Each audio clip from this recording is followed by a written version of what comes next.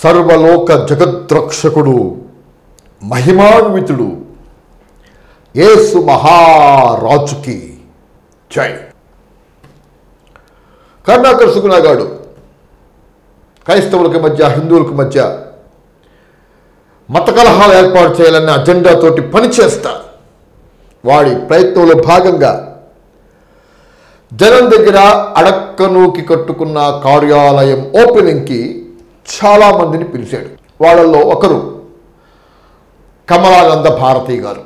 ఈయన తన ఉపన్యాసంలో హిందూయిజం గురించి హిందుత్వం గురించి చాలా మాటలు మాట్లాడారు. దాంతో మాకు సంబంధం లేదు. క్రైస్తవ్యం గురించి బైబిల్ గురించి పోపుల గురించి వక్రీకరించి మాట్లాడారు. అందుకనే ఈయనకి కౌంటర్గా నేను ఈ వీడియో చేయవలసి వస్తుంది. కమలానంద భారతి గారు ఆ శివశక్తి కార్యాలయం ఓపెనింగ్కి వచ్చిన టైమే కరెక్ట్ టైం కాదు. దాదాపు లంచ్ టైంకి వచ్చినట్టున్నాడు. బాగా ఆకలి మీద ఉన్నాడు. ఆయన మాటలు బట్టి అర్థమవుతుంది. వచ్చిన పెద్ద ఆయనకి కాస్త ఏదన్నా ముద్ద పెట్టి కూర్చోబెడితే బాగుండేది. కానీ కరుణాకర్ సుగుణగాడు బాగా జనాన్ని మోసం చేసి కోట్లు సంపాదించాలన్న సంతోషంలో ఉన్నాడు. పెద్ద ఆయన్ని పట్టించుకోదా. ఆకలితోటి ఆయనకి స్పీచ్కి టైం ఇచ్చారు. ఆయన యేసు చెప్పినట్టు హృదయం నిండిన దాన్ని బట్టి నోరు మాట్లాడుతుంది అని, జనాలకు ఆకలి అవుతుంది నాకు ఆకలి అవుతుందని 2 సార్లు చెప్పేశారు. ఒకసారి వినండి. అర్థమైంది కానీ ఆకలిస్తున్నది అసలు విషయం. అది ఆకలి వల్ల 2 రకాల గుణాలు ఉంటాయి. ఒకటి మాట్లాడేది ఆగదు, ఏం మాట్లాడాలో రాదు,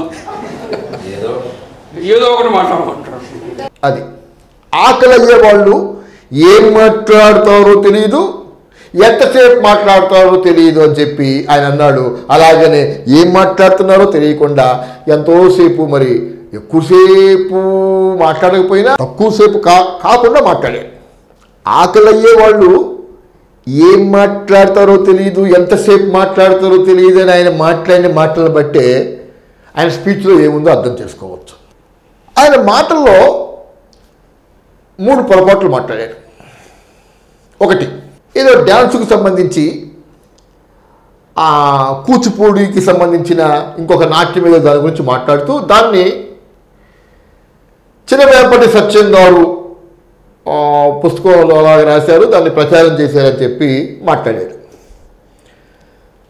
ఆ వీడియో కింద కరుణాకర్ గారు పెట్టిన వీడియో కింద చాలామంది కామెంట్లు పెట్టారు. అంటే అది చిన్నవేపటి సత్యం గారు కాదు, నటరాజ రామకృష్ణ గారు అది రచించింది, దాన్ని ప్రచారం చేసిందని చాలామంది కామెంట్లు పెట్టారు. ఆ కామెంట్లు పెట్టిన వాళ్ళైనా కాముకుంటే బాగుండేది. వాళ్ళు సత్యం చెప్పాలనే ఉద్దేశంతో కామెంట్ పెట్టారు. అది కమలానంద భారతి గారికి అవగాహన లేకుండానే మాట్లాడాడు, అబద్ధాలు మాట్లాడాడు అన్నట్టుగానే కంటిన్యూ అయిపోయింది. లాస్ట్ టైం శివశక్తి గురించే కమలానంద భారతి గారు మాట్లాడుతూ 1000 మంది ప్రజలున్న ఊళ్ళో 10 మంది పాస్టర్లు ఉన్నారు, 10 చర్చిలు ఉన్నాయి, 10 మంది పాస్టర్లు 10 ఇన్నోవా కార్లు వేసుకొని తిరిగారు అంటూ మాట్లాడాడు. నేను దానికి కౌంటర్గా, అయ్యా ఆ ఊరు ఎక్కడ, అది ఏ జిల్లాలో ఉంది, ఏ మండలంలో ఉంది, ఏ ఏరియాలో ఉందో చెప్తే మేము కూడా వెళ్ళి 1000 మంది గ్రామస్తులు, 10 చర్చిలు, 10 మంది పాస్టర్లు ఇన్నోవాలో తిరుగుతున్నారు, ఆ విషయం మేము కూడా తెలుసుకుంటాము, అది నిజమో అబద్ధం అని చెప్పి నేను మాట్లాడితే తప్పకుండా చూసుంటారు. కానీ దానికి ఏం రిప్లై లేదు, ఎందుకంటే అది అబద్ధం కాబట్టి. ఆయన చెప్పింది అబద్ధం అనడానికి కౌంటర్గా ఆయనే ఈ వీడియోలో మాట్లాడాడు.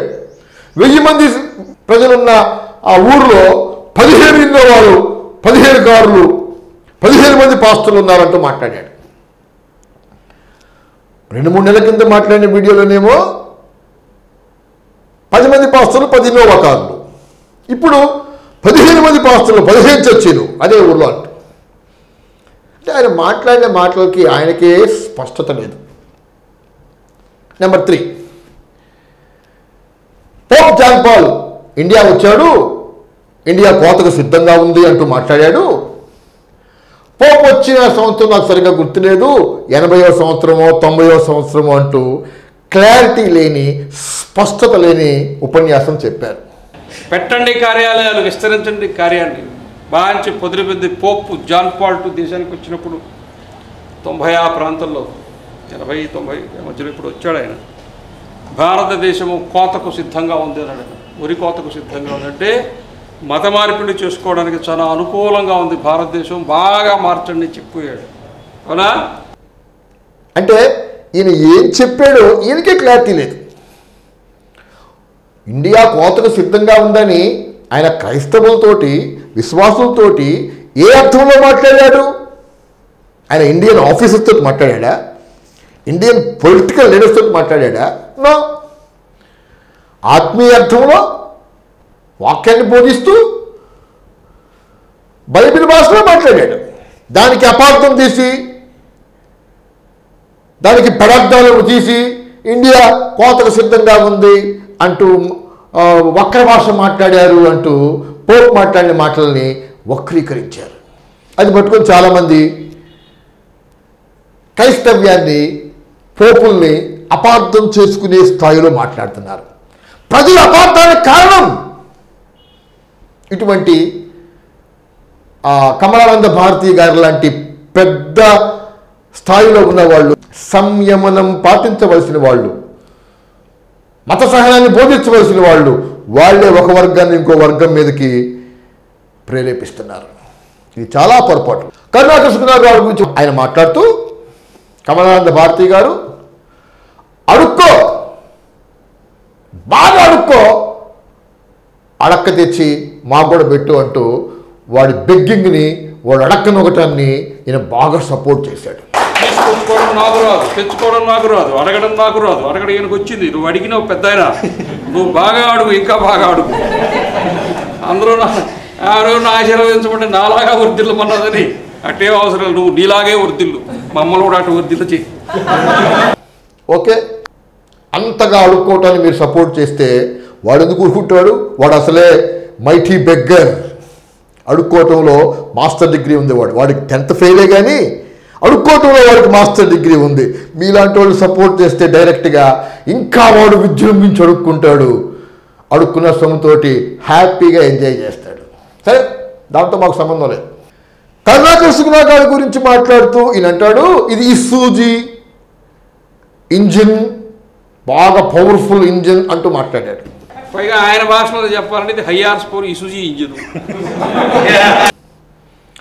మీకు కరుణాకృష్ణ గారు ఇసూజీ ఇంజిన్ కావచ్చు, లేకపోతే హెలికాప్టర్ ఇంజిన్ కావచ్చు.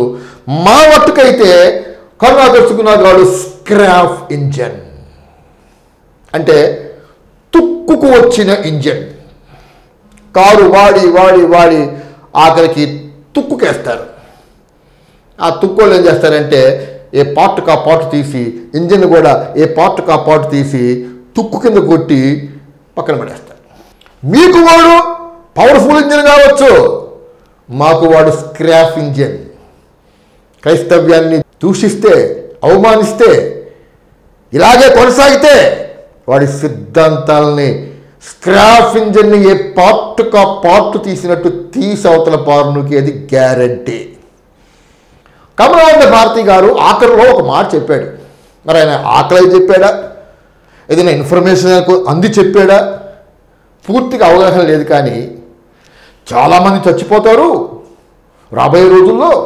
మహాభారత కాలంలో, మహాభారత ముగింపులో యుద్ధం జరిగినప్పుడు చాలామంది చచ్చిపోయినట్టు, చాలామంది చచ్చిపోతారు అని ఒక మాట లీక్ చేసి మళ్ళీ దాన్ని కవర్ చేసుకోవడం కోసం హిందుత్వాన్ని కోకట వేలతో పెకలించాలనుకునే వాళ్ళు అక్కడే పతనమైపోతారు అంటూ కవర్ చేయడానికి ట్రై చేశాడు. చాలామంది చనిపోతారు, చాలామందిని చంపేస్తారు. చివరి దశలో, చివరిలో ఉండేటప్పుడు మహాభారత యుద్ధంలో ఏం జరిగింది? మహాభారత యుద్ధంలో ఉపపాండవులు చంపేశారు. మహాభారత యుద్ధంలో చిట్ట అశ్వత్థామ బ్రహ్మాస్త్రాన్ని ప్రయోగించాడు. ఉత్తరాగర్భంలో ఉండేటువంటి పిండాన్ని కూడా తాకాడు. కాబట్టి ఇట్లాంటి చర్యలు, ఇట్లాంటి క్రియలు, ఇట్లాంటి చేష్టలు ఇవన్నీ క్రైస్తవులు, ముస్లింలు, కమ్యూనిస్టులు వీళ్ళందరినీ కలిపి ముందుకు తీసుకుపోయే కాంగ్రెస్ వాళ్ళు. అందువల్ల వీళ్ళందరూ కలిసి ఈ దేశంలో హిందుత్వాన్ని కోకటి వేళ్లతో పెకలించాలా అనేటువంటి సంకల్పం కలిగి ఉన్న వాళ్ళందరూ ఆ పెకలిస్తూ చివరికి వాళ్ళు ఆ కోకటి వేళ్ళు ఎక్కడ ఉంటాయో ఆ లోపలికి వెళ్ళి భూస్థాపితమైపోవడం ఖాయం. హిందుత్వాన్ని కోకటి వేళ్లతో పెకలించాలని ఎవరూ కోరుకోరు. క్రైస్తవ్యం అసలు కోరుకోదు. క్రైస్తవ్యం కోరుకునేది ఒకటే, యేసుక్రీస్తు సువార్త వ్యాపించాలి, ప్రజలు మారుమనసు పొందాలి, పాప జీవితం నుంచి పూర్తిగా మారాలి, నైతిక విలువలతోటి నీతిగా పరిశుద్ధంగా ప్రార్థనాపరంగా జీవించాలి. That's all. దీనికి హిందూ మతోన్మాదులు హిందుత్వాన్ని కోకటి వేళ్లతో పీకటానికి ప్రయత్నం చేస్తున్నారు అంటూ వక్రీకరణ చేస్తున్నారు. హిందుత్వాన్ని కోకటి వేళ్లతో పెకిలించాలని క్రైస్తవ్యం ఎట్టి పరిస్థితుల్లో ప్రయత్నం చెయ్యలేదు. ఒకవేళ రాబోయే రోజుల్లో క్రైస్తవ్యంపై ఉక్కుపాదం మోపుతారు, క్రైస్తవ్యాన్ని అణిచేస్తారు, రక్తపాతం జరిగిద్ది అన్న భావంలో కనుక కమలానంద భారతి గారు మాట్లాడితే ఒకసారి ఇటలీలో ఏం జరిగిందో జ్ఞాపకం చేసుకోండి. రోమ్ చక్రవర్తులు ఏం చేశారో జ్ఞాపకం చేసుకోండి. రవి అస్తమించని ఆనాటి రోమా సామ్రాజ్యం, నీరో చక్రవర్తి మొదలుకొని కాన్స్టాంటన్ చక్రవర్తి వరకు దాదాపు 250-300 క్రైస్తవ్యాన్ని భూమి మీద లేకుండా చేయాలని, రోమా మతాన్ని విగ్రహారాధాన్ని ప్రపంచవ్యాప్తం చేయాలని ప్రయత్నం చేసి అడ్డుగా ఉన్న క్రైస్తవ్యాన్ని అణిచివేయాలని తీవ్రమైన ప్రయత్నాలు చేశారు. లక్షల మంది క్రైస్తవులను చంపారు. సింహాలకి, పులులకి, క్రూరమృగాలకు వేశారు. సజీవంగా చితుల మీద కాల్చేశారు. నూనెను భయంకరంగా కాల్చి ఆ నూనె పాత్రలో క్రైస్తవులను ముంచి చంపారు. ఏం జరిగింది? ఎప్పుడైతే క్రైస్తవ్యం మీదకి రక్తపాతం వస్తుందో, ఎప్పుడైతే క్రైస్తవ్యం మీదకి మారణహోమం వస్తుందో, రెట్టించిన ఉత్సాహంతో పనిచేస్తుంది క్రైస్తవ్యం. అప్పటి వరకు బైబిల్లో చెప్పిన విధంగా కాకుండా కొంచెం భోగలాలసత్వం వైపు, లగ్జరీ లైఫ్ వైపు జీవిస్తున్న పాస్టర్ల విశ్వాసులు ఎప్పుడైతే రక్తపాతం క్రైస్తవం మీదకి వస్తుందో యథార్థమైన సమర్పణలోకి వస్తారు, యథార్థమైన ప్రార్థనలోకి వస్తారు. యేసు ప్రభువు కొరకు రక్తం ధారపోయటం ఒక గొప్ప ధన్యతగా భావిస్తారు. అప్పుడు జరిగింది రోమా, ఇటలీ, ఆ పరిసర ప్రాంతంలో ఉన్న సంస్కృతులు, ఆ రోమా పరిసర ప్రాంతంలో ఉన్న మతాలన్నీ కూడా క్రైస్తవులు కార్చిన రక్తపు ధారల్లో కోకటి వేళ్లతో పెకిలించబడి ప్రపంచ క్రైస్తవ్యానికి రోమ్ క్యాపిటల్గా మారిపోయే పరిస్థితి వచ్చింది. ఇప్పుడు ప్రపంచ క్రైస్తవ్యానికి రోమ్ క్యాపిటల్గా భావించబడుతుంది. ప్రొటెస్టెంట్ క్రైస్తవులు దాన్ని అంగీకరించరు. కాకపోతే ఇది ప్రపంచంలో అనేక మందికి ఉన్న భావన. 2000 సంవత్సరాల కిందట నీరో చక్రవర్తి మొదలుకొని ప్రపంచాన్ని పాలించిన చక్రవర్తులు క్రైస్తవ్యాన్ని లేకుండా చేద్దామని ప్రయత్నం చేసి వాళ్ళ సంస్కృతుల్ని, మతాలనే కనుమరుగు చేసుకున్నారు. ఆ చరిత్ర ఒకవేళ కమలానంద భారతి గారు క్రైస్తవం మీదకి రక్తపాతం వస్తుంది అన్న భావనలో మాట్లాడితే ఇండియాలో కూడా రిపీట్ అవుతుంది. ఎందుకంటే క్రైస్తవ్యం శ్రమలు, రక్తపాతం, మానహోమం వచ్చినప్పుడే విజృంభించి పనిచేస్తుంది.